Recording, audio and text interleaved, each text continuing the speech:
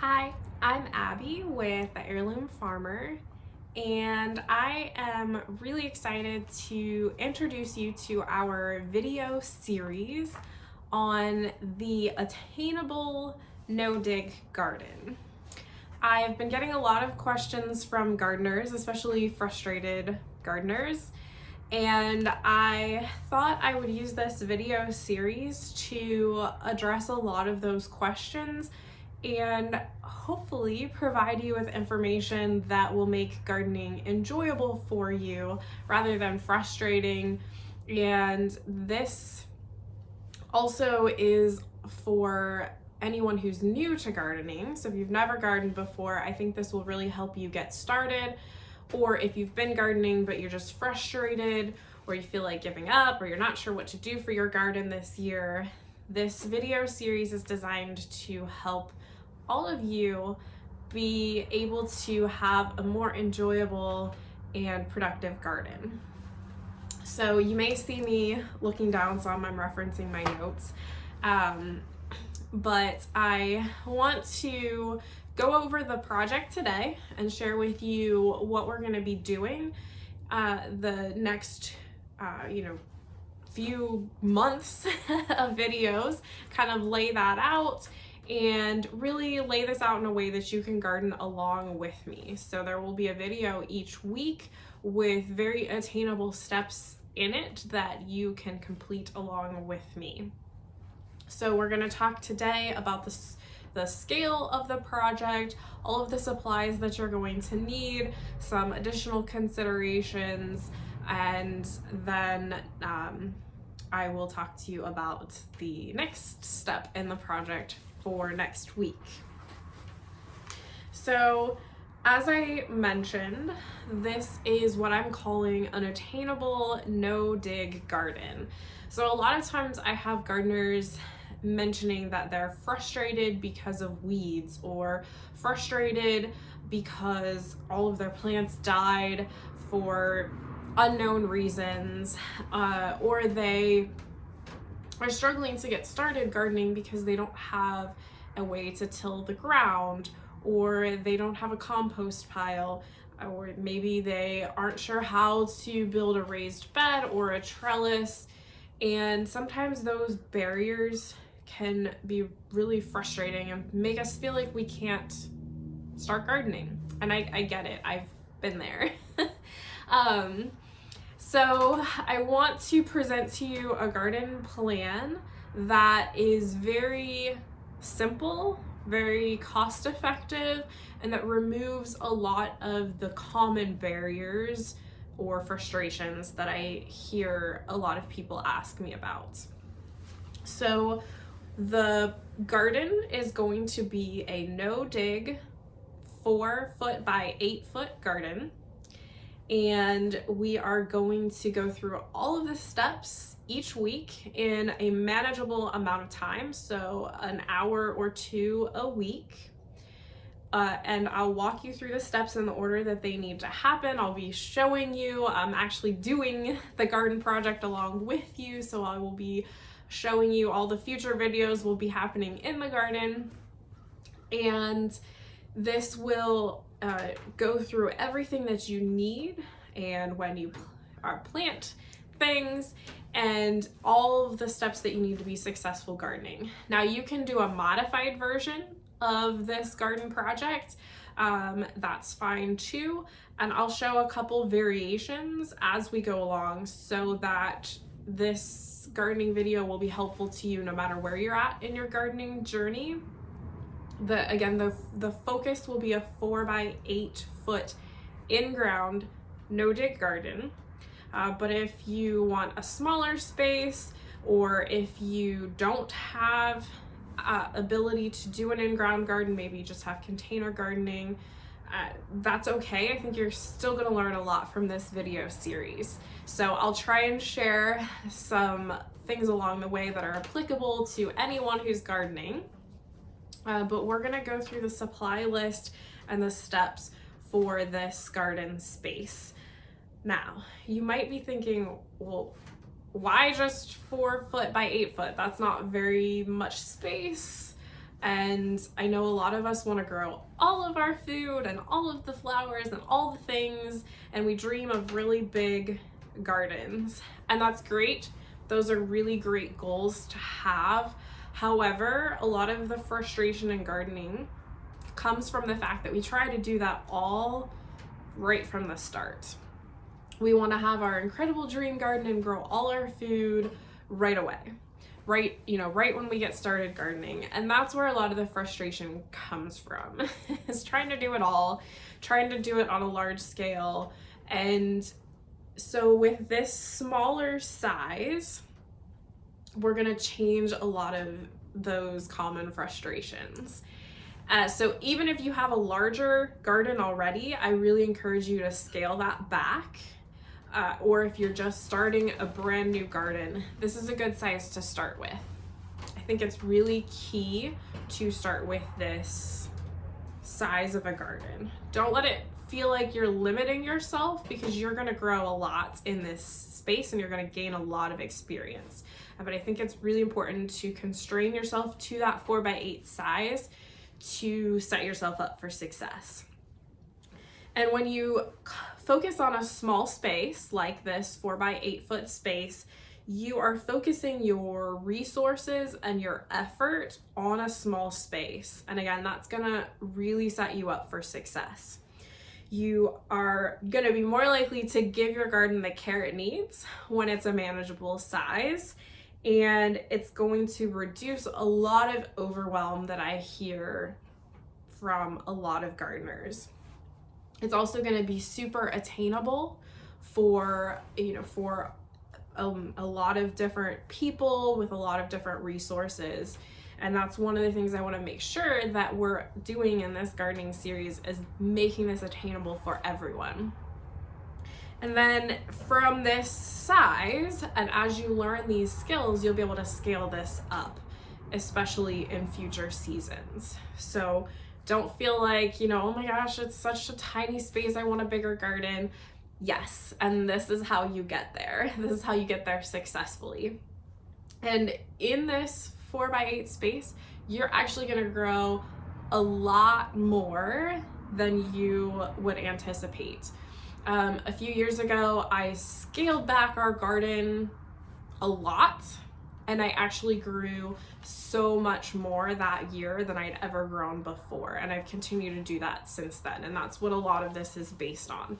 So you will grow a lot more than you think in this space. So I really hope that you will give it a try and stick with the 4x8 space. I read a quote in Elliot Coleman's book, The 4 Seasons. And in there, it really stuck with me when I read it. Someone he interviewed actually said something along the lines of, tend the smallest amount of land you possibly can, but tend it exceptionally well. And it's just really stuck with me. It's been really impactful in how I garden and how we farm. More space isn't always better. It's not always more productive. So I always try to tend a small space exceptionally well, and it has really increased our productivity and our harvest as well. So that's kind of what we're basing some of this project on. All right, now enough of that. We're gonna dive into the supply list. So this is exactly what you're gonna need for the entire project. And I've tried to keep it very simple. So there are some optional things, but I really want this to be attainable. I want to remove all of the barriers and the confusion of gardening. And so this is the supply list. I will also put it in the description so that you can reference it as you're gathering your supplies. All right, so the first thing that you're gonna need is your 4 by 8 foot yard space. And we're gonna talk more about site selection in next week's video, but you do need a 4 by 8 foot section of yard. And by yard, I mean, something like, if it is yard where it's grass, like that's ideal. You just wanna make sure that there's no bushes or trees or large obstacles or rocks.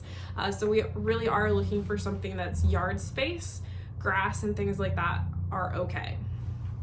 and you do want it to be in full sun. But again, we'll go over the details next week. If you don't have that much space and you want to just do a 4x4 foot or a 4x2 foot space, you can use the same principles. You just obviously won't be planting as much as we're going to plant, and that's okay. That's a great way to get started with what you have. Now, if you think, oh, I don't have that space, I don't have a yard, I would encourage you to get creative. Do you have a friend or a neighbor who might let you use their yard space? Is there a community garden plot that you could rent? Consider some options and see if maybe you can come up with a creative way to get access to that land. If not, you can certainly do a lot in containers. And while we're not going to specifically talk about container growing, a lot of the principles we use when we talk about planting and plant selection will apply. So make sure you follow along for that video. All right, so once you have your space, you're going to need 4 stakes, sticks, rocks, whatever you have on hand. You just need something that will mark out the 4 corners of your garden plot. And this is just temporary. This is to mark out the space while we're selecting the site and getting it prepared for the garden. They won't stay there all season, so you could use some of your kids' toys, whatever you have on hand. Doesn't need to be anything specific to mark out the 4 corners of the plot, and you will need a tape measure or measuring stick to measure out the 4x8 foot space. You're also going to need cardboard, brown cardboard. You don't want the shiny coated cardboard, or newspaper. If you don't have any on hand, usually neighbors are more than happy to give you their newspaper or cardboard. A lot of times people can post on Facebook and they will get overwhelmed with cardboard and newspaper for this project. So gather up enough to cover the 4x8 foot space. And with cardboard, you're going to want at least 1 layer thick. With newspaper, you're going to want several layers thickness of the newspaper. So I usually try and collect, a couple days worth, or I guess if you get a weekly newspaper, it'd be a couple weeks worth of newspaper for this project. All right. The next thing that you're going to need is compost. This is where some people get hung up or concerned, or they're not sure where to get compost, how to haul compost. So we're going to take a few moments to talk about the compost, because this is really important. You need to have the compost for this garden project to be successful. All right, so the first thing is, this is another reason why I highly encourage you to start with the 4 foot by 8 foot space, because it's going to make getting enough compost for that very manageable and much more cost effective than if you were trying to do a 40 square foot garden. All right. So with this 4 foot by 8 foot space, you're going to need about half a yard of compost. A yard is a measurement that compost is often sold by. You may also hear cubic feet as another measurement for the compost. But you're just going to need half a yard of compost, which is also approximately 10 cubic feet, or 25-gallon buckets full of compost, if that gives you maybe a better reference. 25-gallon buckets of compost, or 10 cubic feet. And a lot of times stores will sell compost in a cubic foot bag. So I did some price checking in the area, and based on what we sell compost for as well, this will come out to approximately $50 for compost. And it's very important, I think it's very important that you don't skimp in this area, and that you buy a good quality compost, and that you buy enough compost as well. And so that'll be about $50. I'm specifically going to be using a mushroom compost that we have here. There's a lot of different types of compost that you can get. There's a lot of places around us that offer mushroom compost and other types of compost. I just recommend something that is organic, and something that is well composted. If you have more questions about the compost, please let me know. I'm happy to answer that. Again, I know this is sometimes where people get confused or hung up, so I don't want this to be a barrier. I want to make sure we answer all your compost questions. Or if you're concerned about how you're gonna haul compost, we can talk through that, but there's options. If you're able to even go get a couple buckets at a time or a couple bagfuls at a time and haul them in your trunk, because we're doing it at this scale, you have a lot of options for getting the compost that you need. And again, I'll put the amounts in the description so that you know how much compost to get. All right, the next thing you're gonna need is a bale of hay or a bale of straw, one or the other. And a lot of local farms in the area will sell hay and straw for like $5 to $8 a bale. And the one thing is, you really want to make sure you ask them if it was sprayed with any herbicides. You want to make sure that you get hay or straw that was not sprayed with herbicides, because that can cause some problems in your garden. Like it can kill your plants. We don't want that. So find a source for hay or straw that has not been sprayed. We do grow hay and straw here on our farm that is not sprayed with herbicides. So you can definitely check with me on that option, but you can check with farmers in your area. If you cannot find any, or if you don't want to purchase any, an alternative option would be to use leaves. So gather up a bunch of leaves from your yard, and you can use that in place of the hay and the straw. The next thing is seeds and plants. This is where it starts to get really exciting. So we're gonna go through some succession planting of various plants, and I'll walk you through what those plants are in a future video. But I calculated up the approximate plants based on purchasing seeds and plants locally from organically grown sources. And I calculated this is going to be about $60 for your seeds and plants for the season. Now this might be slightly less if you grow more of your plants from seed, but this is, this is a pretty, you're going to get a lot of plants for this amount of money. So this is pretty good. And we'll walk through which seeds you want to direct sow and which plants you want to transplant, because some plants prefer one way or the other and will do better for you, depending on their preference. So we'll walk through that. But that is it. That's our supply list. That's all you need. And I think that that's incredibly reasonable. But if there's any barriers that you are thinking of for any of these items, let me know and I'll work through overcoming that with you. But that's all you need for this project. And that comes out to about $108. $100 if you don't buy the straw bale. And depending on your gardening experience and your budget and things like that, you might have different opinions on that amount of money. However, for a garden that you're gonna get a lot of value out of, it's an incredibly worthwhile investment of $100.